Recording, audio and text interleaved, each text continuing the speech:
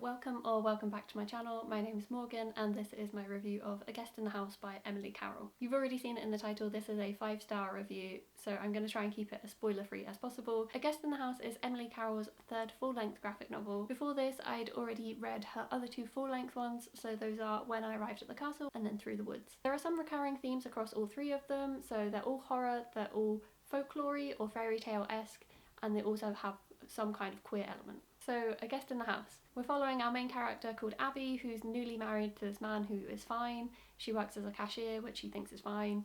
She gets along fine with her new stepdaughter, so it's all just very outwardly unremarkable. But internally, Abby is living in this really rich, detailed fantasy world in her imagination where she is the knight and she is always trying to rescue Lady Grey. So that's where we get our queer overtones from. So on the one hand we have this quite dull domestic routine of Abby's real life, and on the other hand this really colourful fantasy in her head. But then this is Emily Carroll, so something spooky has to happen, and things start to go south when Abby's stepdaughter Crystal starts to see someone or something in the water by their lake house where they live, and this leads to questions about what really happened to Crystal's late mother. And so Abby's two worlds start to maybe blend together. I don't want to say any more than that because obviously the suspense and the what the heck is going on is a large part of the experience of reading the book, so if you're already intrigued, I would say don't find anything else more about it, just go and read it and experience it for yourself. I would say that Emily Carroll's books can take a little bit to get into, at least for me. It was the same with the other two and with this one, but there's definitely more of a coherent plot and a through line in this one. So if you've read one of her other two books and left it thinking, what the hell just happened there, then there's a bit of that in this one, but definitely less. As you can imagine though, with Abby's two worlds, one in her head and one in real life, she is a very unreliable narrator, so you kind of have to be okay with the ambiguity of it all, like in the plot, the characters, how we're perceiving them, how we're perceiving Abby herself.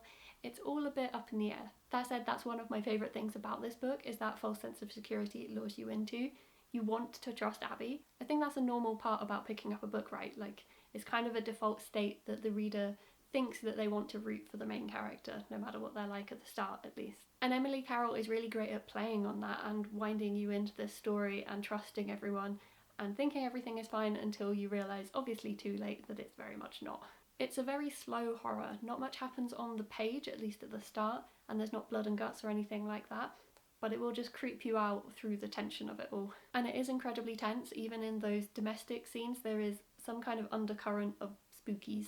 The horror is obviously in the writing and in the plot, but also this art is terrifying in places. I have a very visual imagination and memory, so there are some panels that have literally haunted me since reading this book, in the way that some scenes in my favourite horror films have stuck with me. Graphic novel art styles are obviously completely subjective, but I personally love Emily Carroll's style and her use of colour especially, and it worked so well in this one. All of Abby's real life scenes are in grayscale and all her fantasies are in colour, and obviously you can use the medium of the graphic novel to blend those two together when things start going a bit weird.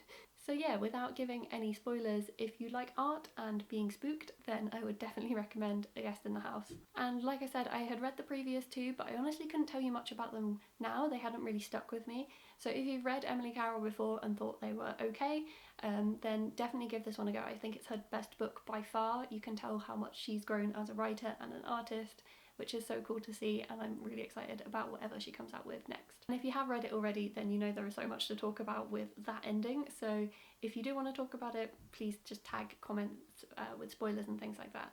And if you have read it and know of anything similar or artists similar, then please do let me know. I would love to find more things like this. My next video will be my quarterly wrap up with all the other amazing books I have read so far this year. Hope you're having a great day. Thank you so much for watching.